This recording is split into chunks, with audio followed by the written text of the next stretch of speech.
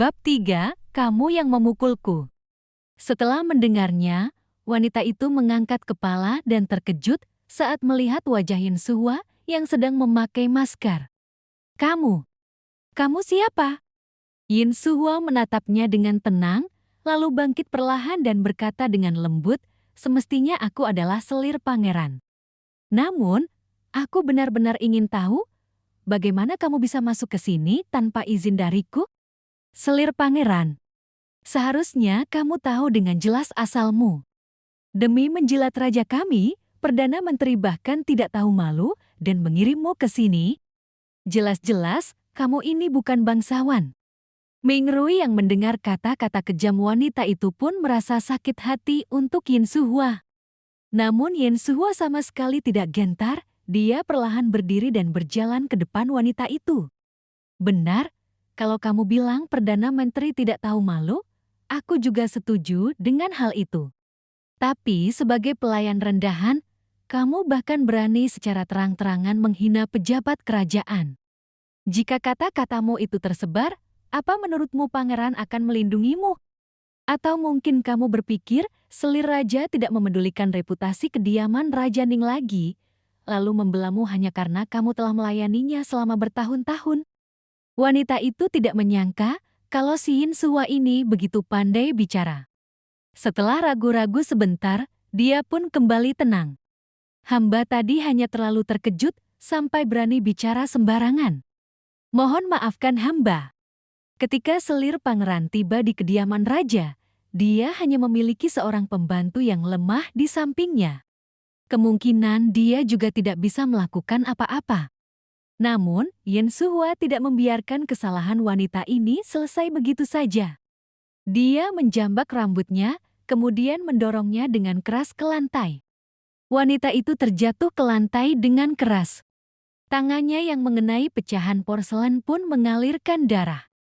Semua gerakan Yin Suhua ini sangat gesit dan cepat, membuat Ming Rui yang berdiri di samping terperangah melihatnya. Yin Suhua yang dulu pasti tidak punya kekuatan, bahkan keberanian seperti ini. Kamu bahkan berani memukulku? Aku adalah orang yang melayani pangeran secara langsung. Wanita itu berkata sambil perlahan bangkit, tapi Yin Suhua menginjak tubuh wanita itu dan membuatnya menjerit kesakitan. Selir pangeran mau membunuhku. Wanita yang marah itu pun langsung berteriak. Pengawal yang ada di sekitar sana pun bergegas datang. Melihat selir pangeran yang memakai benda aneh di wajahnya, lalu ada wanita setengah baya yang tersungkur di lantai, para pengawal pun merasa pemandangan ini benar-benar di luar dugaan. Kenapa? Apa ini peraturan yang ada di kediaman Raja Ning? Tadi siapa yang berjaga di luar dan membiarkan pelayan tua tidak tahu malu?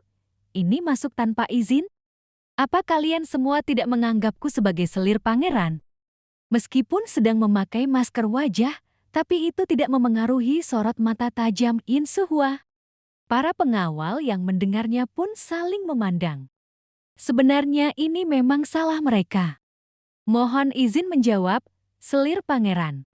Dia adalah Bibi Wang, pelayan di kediaman raja yang dipercaya oleh selir raja. Mohon selir pangeran memaafkannya. Hanya karena mendapatkan kepercayaan selir raja, maka dia bisa bertindak kurang ajar dan berbicara sembarangan padaku. Secara terang-terangan menghina pejabat kerajaan. Ini maksud selir raja atau maksud pangeran? Meskipun para pengawal merasa tidak terima, tapi masalahnya sudah sampai pada titik ini. Mereka juga tidak berani meremehkannya. Yin Suhua mengambil sebuah pil dari rak obat, lalu memasukkannya ke dalam mulut wanita itu dan memaksanya untuk menelannya. Apa yang kamu berikan padaku? Wanita itu berteriak panik. Dia tidak ingin mati, jadi dia mencoba memuntahkan pil yang sudah tertelan.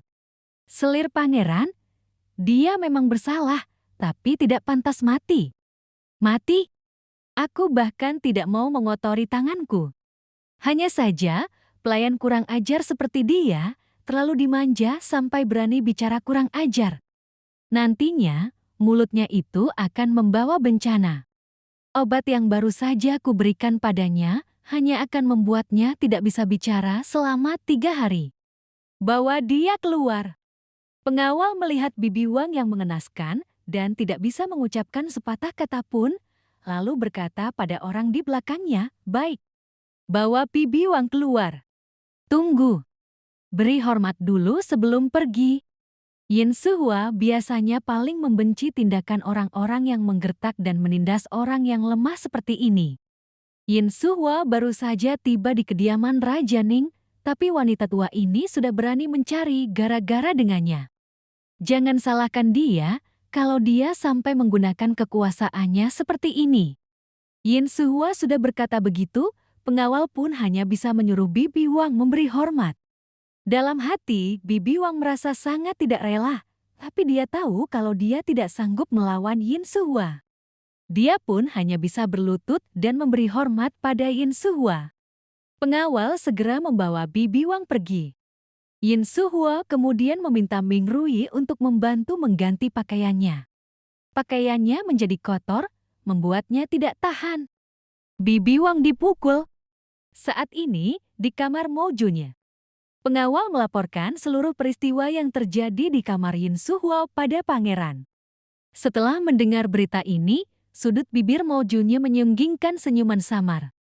Pengawal tidak berani mempercayai apa yang dia lihat. Sang pangeran bahkan tersenyum. Ini aneh. Bukankah di kediaman Perdana Menteri dia sangat lemah, pengecut, dan selalu ditindas? Dahi penjaga itu seketika mengeluarkan keringat sebesar biji jagung. Dia yang sebelumnya menyelidiki semua hal tentang Yin Suhua. Saat ini nyali selir pangeran sangat besar, benar-benar tidak terlihat seperti wanita lemah yang mudah ditindas. Selir pangeran ini memang bukan orang sembarangan. Bibi Wang tidak hanya dipukul, selir pangeran sepertinya juga memberinya racun. Dengar-dengar efeknya membuat orang tidak bisa berbicara selama 3 hari. Sorot mata Mo Junye perlahan berubah, suaranya terdengar dingin, "Racun? Apa pangeran tidak ingin ke sana untuk melihat situasi?" Tanya pengawal itu lagi. Dia hanyalah antek selir raja, tidak perlu dipedulikan. Tapi, selir pangeran yang bisa meracuni orang, itu cukup menarik. Saat pangeran mengajukan syarat padanya, wanita itu juga berbalik mengajukan syarat untuknya. Mungkin wanita itu masih memiliki trik-trik lain yang akan membuat orang terkejut. Saat ini, Ming Rui masih merasa khawatir karena peristiwa yang baru saja terjadi, selir pangeran. Wanita tadi adalah orang kepercayaan di sini. Kita baru saja masuk, tapi sudah menyinggungnya, bukankah ini tidak baik?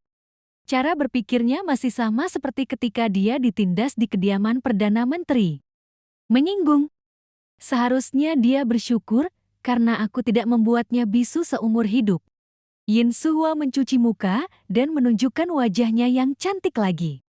Wajahnya saat ini terlihat lebih cerah dan menakjubkan dari sebelumnya. Ming Rui yang ada di samping tertegun melihatnya. Masker wajah ini ternyata memiliki khasiat yang sangat ajaib. Ming Rui, bawa keluar baskom air ini. Kamu juga cepatlah tidur. Yin Suhua berbaring di ranjang yang besar dengan nyaman. Dia sama sekali tidak merasa sedih karena harus tidur sendirian di malam pertamanya. Siapa yang tahu sosok pangeran itu seperti apa? Yin Suhua bahkan belum pernah bertemu dengannya. Dia juga tidak bisa menerima pernikahan yang tidak didasari dengan cinta seperti ini. Ketika hampir terlelap, Yin Suhua mendengar suara di jendela. Seorang pria berpakaian hitam masuk. Yin Suhua yang sedang berbaring di ranjang, mau tidak mau mendesah. Penjagaan di kediaman Raja Ning ini tidak terlalu baik.